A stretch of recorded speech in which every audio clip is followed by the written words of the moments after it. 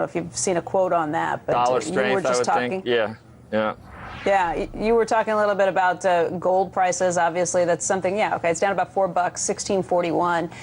Obviously, it's a huge question people have asked as we've seen a big run up in gold over the last 4 years or so, and that's something that was definitely talked about this weekend here at Berkshire. Joe just talked about Charlie Munger's comment that civilized people don't buy gold. This weekend, I also got the chance to sit down with Berkshire board member and Microsoft chairman Bill Gates, and he's not a huge gold fan either. Listen in. Gold today was something that both Charlie and Warren made pretty clear they're not a big fan of. What about you? I'm certainly in that camp. Historically, I did have some silver investments that at a time Warren actually had some silver investments. He got out fairly quickly. You know, I stayed in and did very well on silver. But, you know, gold is a very tough one because it's so psychological. And if central banks or the IMF ever decided to take advantage, and I think countries need liquidity, you know, hey, there's an asset that's not doing anything for the citizens, and then you know, because it's purely psychological, it's not like people would say, oh, well, when it gets to $800 an ounce, people will buy 4 times as much jewelry. There's no nothing that steps in as a buyer at any price. It's just purely, oh, other people in the future will think it's worth more than it's worth today, which, you know, if you think the world is scary and people are going to panic, I'm not saying that theory doesn't exist, but there is no floor if ever people got a view. And you do, we had a invention session with some people recently. As this price gets high and you look at a 10 to 20 year time frame, the supply equation will change. And so the bulls have to offset the fact that there'll be quite a bit, not in the near term, but over a period of time. And these people are claiming that they can predict, you know, gold prices out into the future, which certainly with equities you can feel like you can. Well, there you have to understand the innovations in digital mining techniques or some new extraction techniques, which actually I think are pretty interesting, and I doubt many people factor that in. All right, we've never even talked about the supply picture, but he's talking about eventually being able to increase the supply of gold. You had a shareholder who asked you a question about gold over the weekend, and your response was pretty interesting. Berkshire versus gold. You want to talk about how that's performed over the years? Yeah, but we can go beyond that. But certainly, when we took over Berkshire, Berkshire was selling at $15 a share, and gold was selling at $20 an ounce. And gold is now $1,600, and Berkshire's $120,000. But you can take a broader example than that. If you buy an ounce of gold today and you hold it 100 years, you can go to it every day, and you can coo to it, and you can caress it, and you can fondle it, and 100 years from now, you'll have 1 ounce of gold, and it won't have done anything for you in between.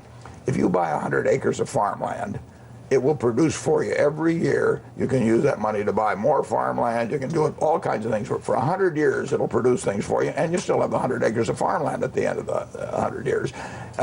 You could buy the Dow Jones Industrial Average for 66 at the start of 1900. Gold was then $20. At the end, it was 11,400, but you'd all gotten dividends for 100 years. So a productive asset of any kind, a decent productive asset, is going to kill a non-productive asset over time. Now, in any given 1 year period, 5 year period, any asset can outperform another asset. Tulips.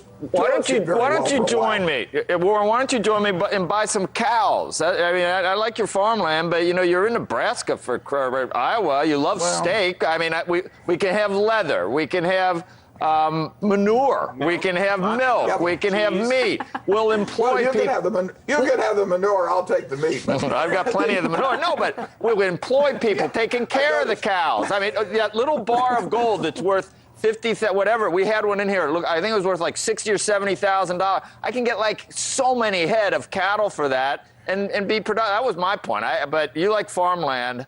You just too lazy to take care of the cattle or something? Pay some people. Absolutely, absolutely. Have you ever tried to take care of cattle, Joe? It must be. I think it might be hard. I know I've tipped a few, but I've never. Have you tipped I've never done it. I hope you have not tipped. That's mean. It's cruel. It is cruel. They're sweet. They're sweet, but they're not too bright, like me. With land, you can get somebody else to do all the work, give them a percentage of the crop, and you can sit back there for 100 years and get a percentage of the crop, and you still got the land when you get all through. I will guarantee you that farmland over 100 years is going to be gold, and so are equities. Why do you think gold bugs get so irate? Because they really come out. Yeah, it's very interesting.